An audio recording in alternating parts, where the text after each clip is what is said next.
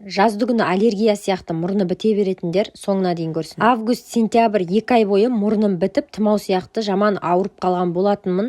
Екі құлағымда бірге бітіп қалады, қиналып кеттім. Тіпті қайда барам, не істерімді білмей қалдым. Сөйтіп Қытайдан келген қазақтар бар екен, клиникасы, соған бардым. Яғни шығыс медицинасына Тугистан тауып алдым. Алдын ала жазылып осы жерге келдім, бар жағдайымды түсіндіріп айттым. Үйден ватный дискпен осындай лейкопластыр ала келіңіз деді. Не үшін екенін видеоның соңына қарай көретін боласыздар. Содан кейін осындай бір бөлмеге кіргізіп жатқызды. Сосын бетіме осындай қап-қара құрттарды қойды. Бұл әрине басында ауыртты, мен жылап жібердім. Бұл мұрынды сыртынан тістеп, ішіндегі бәлематарларын бәрін сорып алады екен ғой. Әр кезде өз-өзімді айнадан көріп шошып кеткенсің ғой. Пластикалық операция дей ма, сондай жасатқан адам сияқты болып қалдым ба. Мына түрмен үйге қалай қайтамын деп такси шақыртып, сонымен қайттым. Еще таксист кісіден де ыңғайсызданып отқансың ғой. Бетіме сүлік салдырдым деп. Айтпақшы, мен үйге келгеннен кейін балама Марконтай деп өзіме қаратып алдым да, келе ғой мамаға десем, no дейді, келмеймін дейді. Сонымен мә деп өзім біртүрлі болып қалдым. 2-3 рет шақырдым, келмеді. Менің түрімді көріп шошып кетті ғой. Айтпақшы, арада 3 сағат өткеннен кейін мына бетімдегінің бәрін алып тастадым. Мұрын жағымды көріп тұрсыздар ма, қанға толып кетті ғой уже. Бағанағы лейкопластыр мен домалақ мақталарды бетіме қою үшін алдырған ғой.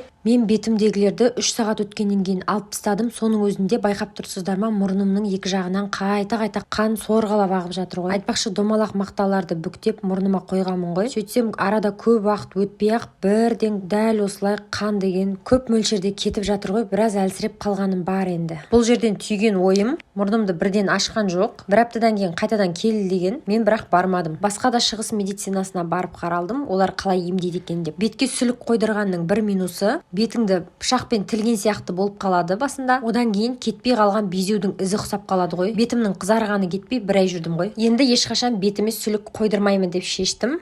Ал енді келесі барған Қытай медицинасы туралы келесі видеомда толығырақ айтып беремін. Парақшама тіркелуді ұмытпа.